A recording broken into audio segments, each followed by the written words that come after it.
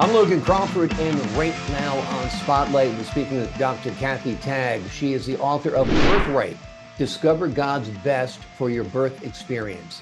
It delves into the realm of childbirth, challenging conventional wisdom and offering a faith-based perspective on pregnancy and birthing choices. With a blend of medical knowledge and spiritual insights, she equips expectant mothers to make informed decisions and embrace a birth experience that aligns with their beliefs.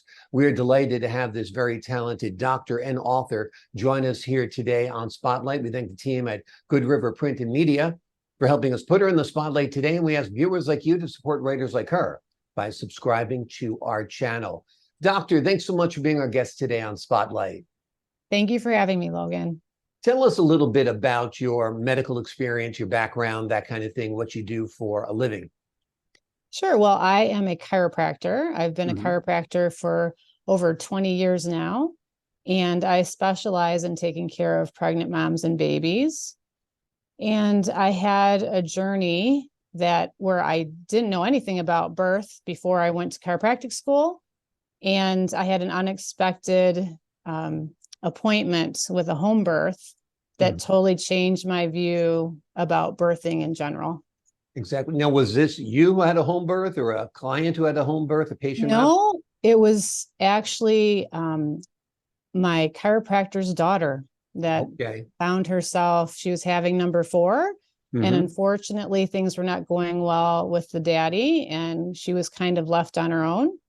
And I was the only one available. Wow. So did you deliver the baby or help with the delivery? Tell us how that went. I was helpful. So basically my friend Tracy, she was having baby number 4. And so obviously she's done it before. And in her paradigm, she had never been to a hospital to have a birth. Right. So she really just needed someone to be there to be supportive, because you should never be alone in that situation if you can help it. Exactly. So she basically just told me, I just need you here to do what I tell you to do. That's and help me. That's amazing. So from that point going forward, it changed the way you looked at pregnancy and childbirth? Oh, absolutely. Because before then, right, I did grow up in the so-called medicine cabinet. I didn't know that there was that much else out there when it came to birthing. And so, you can see the movies and, it's like a crisis mode. Everyone's freaking out. And it wasn't that at all. It was very calm, and it was a beautiful experience. And I thought, it doesn't necessarily have to be easy like that for everybody. I'm not saying that's like that for everybody, but it was definitely a total opposite than what I had heard of and seen thus far. Exactly. So your paradigm shift meant that you started viewing pregnancy and childbirth as more of a natural process and less as a medical episode. And yes. So unfortunately, in the United States, we're not doing very well with infant mortality or maternal mortality for that matter. And so in 2020, there was a study that came out that ranked the United States 50 out of 195 other developed nations in infant mortality, which means that you could go to 49 other countries and have a better possibility of your child surviving the birth process. That's a mind-blowing statistic. And is it mostly because women are not getting the care they need during their pregnancy?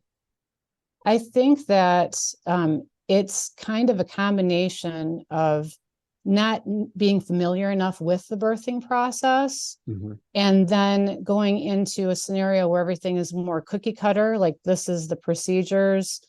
And I would say that the majority of the time, the medical paradigm tries to schedule and control birth, which if they were more accommodating to allowing it to unfold as it should, then there wouldn't be pressures. There wouldn't be scenarios where now you're in a situation where you have to deliver in a certain amount of time, or there's a possibility for infection, for example, where you would need the C-section. So, and so it's a very left brain type of environment versus birthing is using more of your right brain, being able to like be in tune with your body and just how are you feeling, the emotions, what do you need next?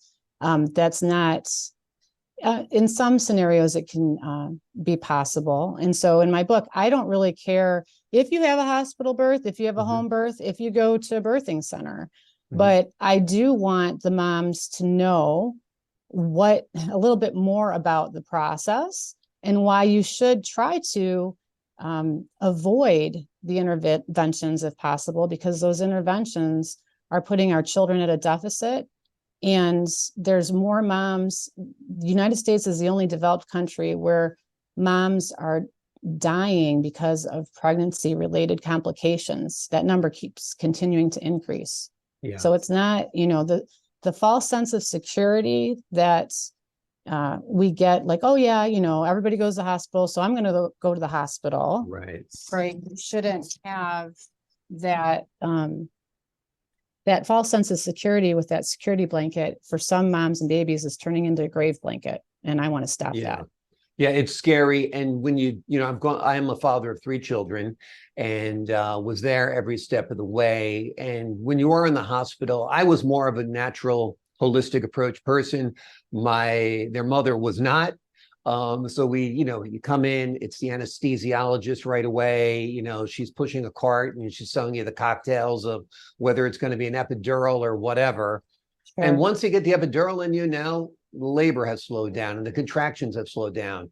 Now they need to give you some drugs to induce those contractions again. And then they need to break your wall. It becomes this whole thing where, it's an escalating process. And like you said, sometimes it's needed. Sure. And you need to be at a hospital. Sometimes you don't. Let's talk about your book, who it's aimed at, why you wrote it, and what people will get from it. Sure. Well, I wrote it for anybody that is expecting to have a baby. Maybe you're freshly married and that's going to be the goal sooner or later, is to start a family. Basically, just trying to get the word out to know more about the process.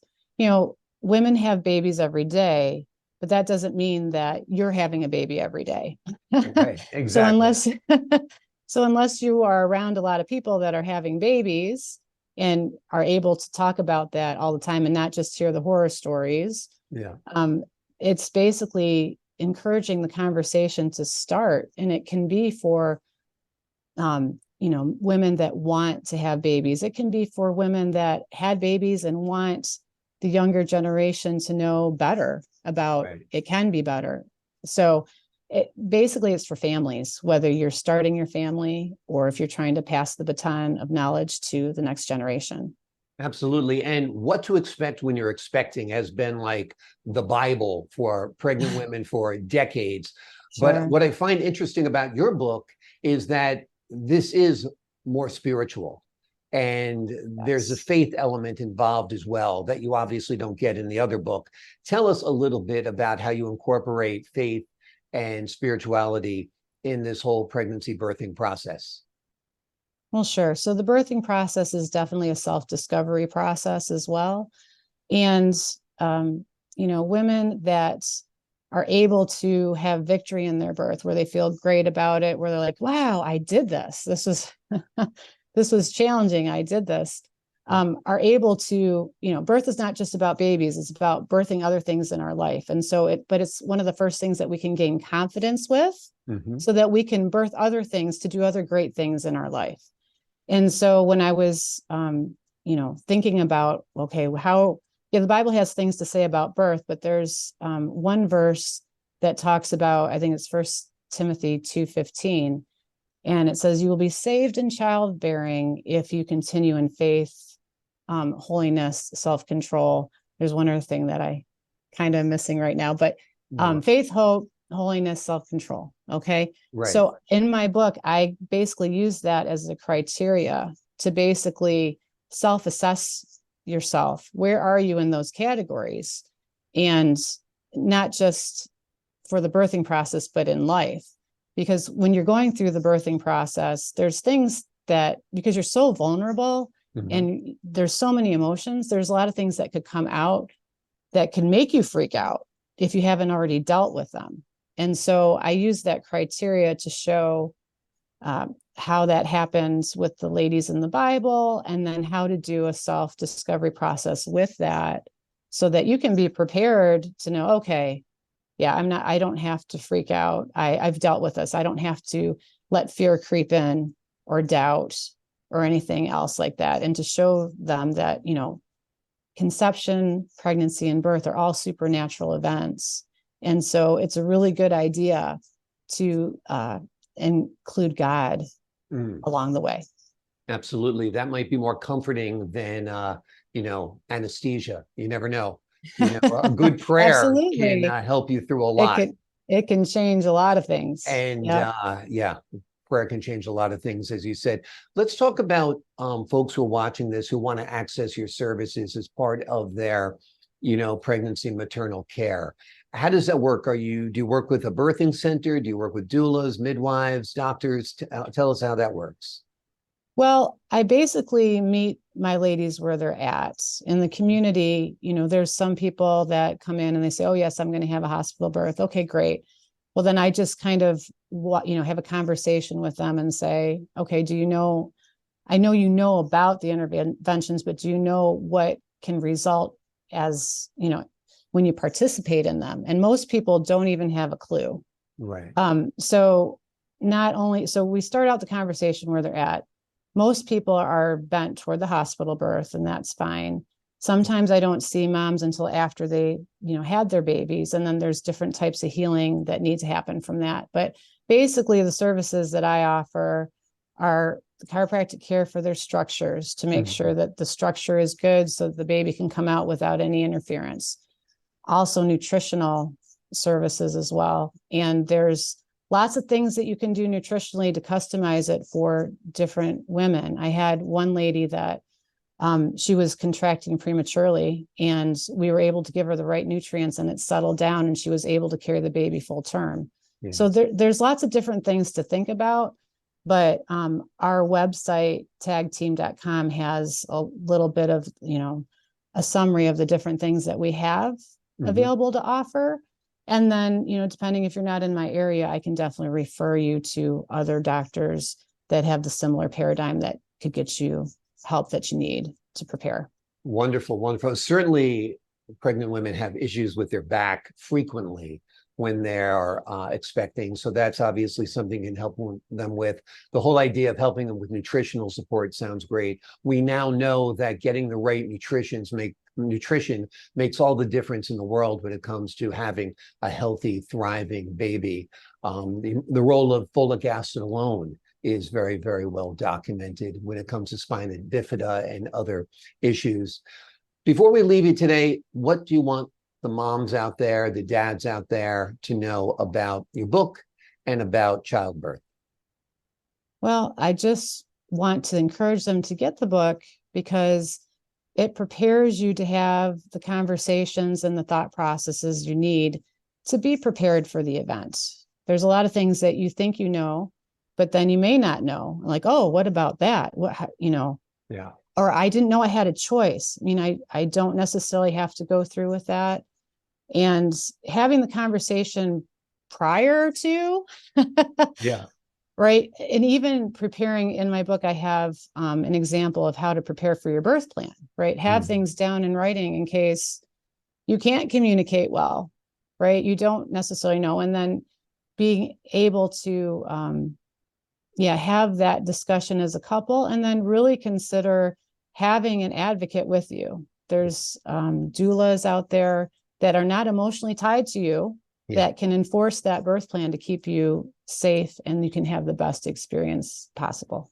Absolutely. It is a once in a lifetime experience, unique for the mother and that child, and the father witnessing the birth as well. And it should be done right. And hence the name Birthright. Discover God's best for your birth experience. It is written by Dr. Cathy Taig. It is a wonderful book. It'll inform you about childbirth, and it will challenge conventional wisdom, and it offers a faith-based perspective on pregnancy as well as birthing choices. Doctor, thanks so much for joining us here today on Spotlight. Thank you, Logan. My pleasure. And to the folks at home, I'm Logan Crawford, thanking you for your time. This time until next time on Spotlight.